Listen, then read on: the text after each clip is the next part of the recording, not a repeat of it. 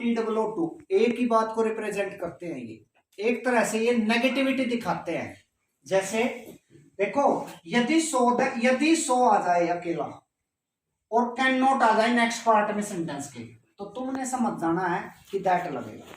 और can not ना आए नेक्स्ट पार्ट में तो तुमने समझ जाना है TOO के बाद टू आएगा। एक बार और सुन लो, जैसे एग्जांपल के थ्रू समझ जाएंगे।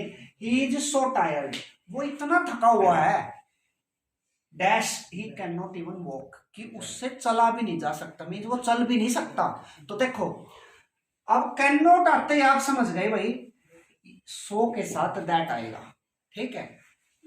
यदि कैन नॉट ना होता तो तुम समझ जाते अब दैट नहीं आएगा और ना इधर सो आएगा, अब TOO आएगा और उसके साथ TO2 आएगा। जैसे ही इज टू टायर्ड, वो इतना थका हुआ है, डैश वॉक टू वॉक, कि वो चल नहीं सकता। यहां कैन नॉट की जरूरत नहीं है। एक बार और सुन लो, सेंटेंस सेम है दोनों।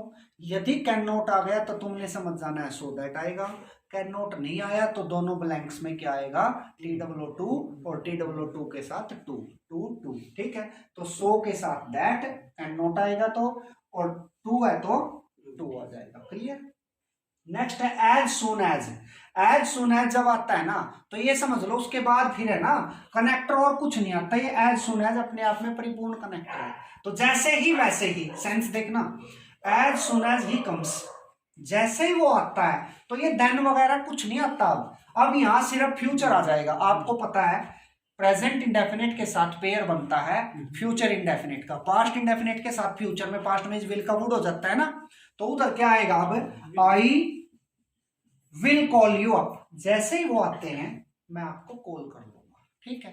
तो एज सुन एज के बाद कुछ नहीं आएगा, जैसे ही वो आते हैं वैसे ही मैं आपको कॉल कर लूंगा, लेकिन कनेक्ट कुछ नहीं आया, एज सुन एज ही आ गया।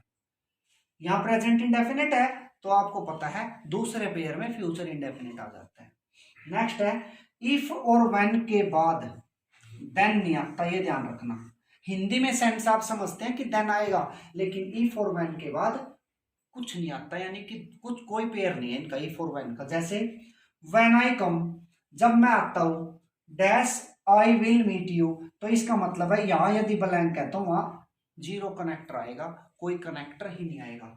When I come I will meet you, जैसे ही आता हूं आपसे मिलूंगा, ठीक है, कोई कनेक्टर नहीं, जैसे यहां कोई कनेक्टर नहीं था।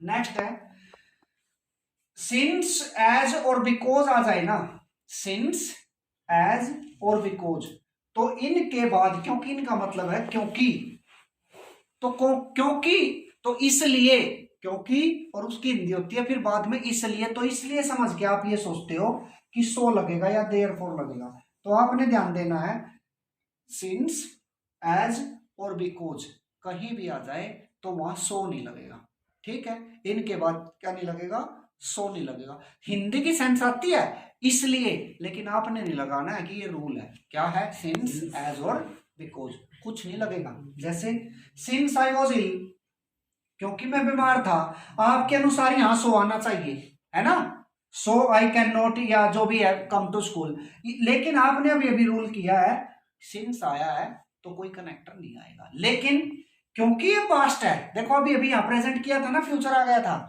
तो यहां भी तो पास्ट आएगा। फिर अब कैन और कुड में से बताओ क्या आएगा।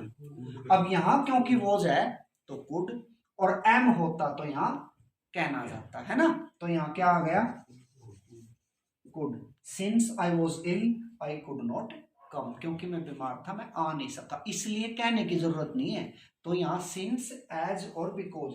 लेकिन यदि वर्ल्ड वाइड सेइंग है, फिलोसफर्स कमेंट है, कोई ईडियम फ्रेजेस है, कोई कहावत है, उसको आप चेंज नहीं कर सकते, वो रूल से बाहर हो जाती है, ना उस पर किसी टेंस का इफेक्ट पड़ता है, ना नरेशन में उसका टेंस चेंज होता है, ना यहां यदि वो वर्ल्ड वाइड सेइंग है उसमें छेड़खानी नहीं कर सकते आप।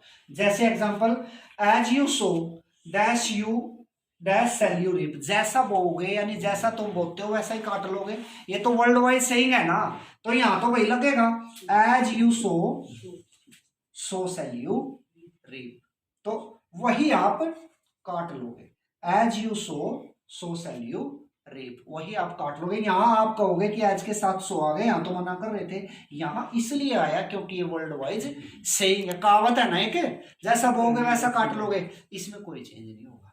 तो रूल आपने ऊपर किया था, सिंस, एज और बिकॉज के बाद सो नहीं आएगा, लेकिन आ सकता है यदि कोई वर्ल्ड वाइज सेइंग होगी तो।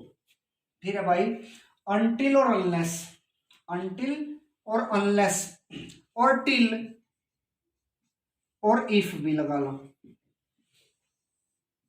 बात चल रही है अनटिल और अनलेस की, तो अनटिल और till are used for time, unless और if are used for condition. एक बार फिर सुन लो, बात चल रही है अनटिल और अनलेस की, एक्सटेंड करके बता रहे हैं। अनटिल के साथ आ सकता है टिल भी, अनलेस के साथ आ सकता है इफ भी। ये दोनों तो होते हैं नेगेटिव और ये है थोड़े पॉजिटिव, इफ और टिल पॉजिटिव और अनटिल और अनलेस नेगेटिव। लेकिन अनटिल और टिल आते हैं टाइम के लिए, इफ और अनलेस आते हैं कंडीशन के लिए, ठीक है। लेकिन यदि ये दोनों आते हैं अनटिल और अनलेस, तो इनके साथ नोट नहीं आएगा, ये ध्यान रखना। इनसे जो नेक्स्ट पार्ट होगा ना सेंटेंस का, उसमें नोट आएगा। जैसे until the light turns red, जब तक लाइट रेड नहीं होती, नो वन विल स्टॉप, कोई नहीं रोकता। येलो होती है तब भी जाते रहते हैं, ग्रीन में तो जाते ही है। तो यहां क्या है, जब तक, until the light turns red no one will stop. Next है अनलेस यू वर्क हार्ड, जब तक तुम मेहनत नहीं करते, यहां शर्त लगा दी कंडीशन, और यहां टाइम बताया है, उस टाइम तक भाई जब तक रेड नहीं होती कोई नहीं रुकता। और ये unless you work hard you will not pass, जब तक तुम मेहनत नहीं करोगे तुम पास नहीं होगे। डाउट मिल जाए ना आपको, डाउट, यदि वो सेंटेंस पॉजिटिव है, अफर्मेटिव है, तो डाउट के बाद कनेक्टर आएगा इफ और वेदर। डाउट, इफ और वेदर, यदि पॉजिटिव है तो इफ और वेदर, नेगेटिव है तो दैट। बस ये याद रखना आपने, डाउट के बाद कनेक्टर चेक करना है। यदि डाउट पॉजिटिव लेके आ रहा है, if doubt is used in affirmative sentence तो इफ और whether, doubt is used in negative तो दैट लगेगा। बस ये याद रखना आपने। जैसे ही डाउट्स, देखो नेगेटिव तो नहीं, उसे संदेह है, तो अब इन दोनों में से इफ या वेदर, इफ या weather he will help you him, उसे संदेह है कि वो उसकी मदद, मुश्किल है उसकी मदद, उसे संदेह है कि वो उसकी मदद करेगा, तो ये पॉजिटिव सेंटेंस है ना, तो वेदर या इफ कनेक्टर आए, आपको फिर डाउट मिल गया। अब ये रूल आपने किया था कि यदि नेगेटिव सेंटेंस में डाउट है तो डाउट के बाद कनेक्टर क्या लगेगा, दैट।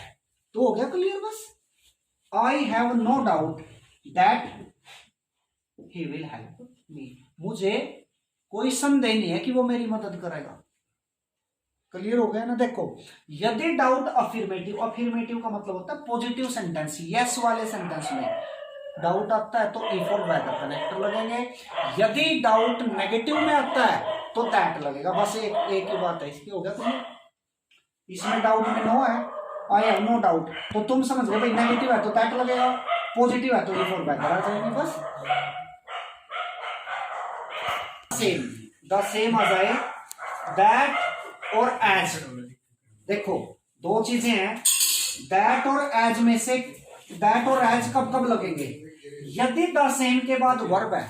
सुन लेना, किसी सेंटेंस में द सेम के बाद यदि वर्ब आ जाए तब तो लगेगा दैट, और यदि किसी सेंटेंस में द सेम के बाद वर्ब ना आए, कुछ और आ जाए तो एज लगेगा। एक बार फिर सुन लो, यदि द सेम, किसी सेंटेंस में द सेम आए, जैसे यहां डाउट आया था भाई, पॉजिटिव में डाउट है तो इफ और वेदर, नेगेटिव में है तो दैट।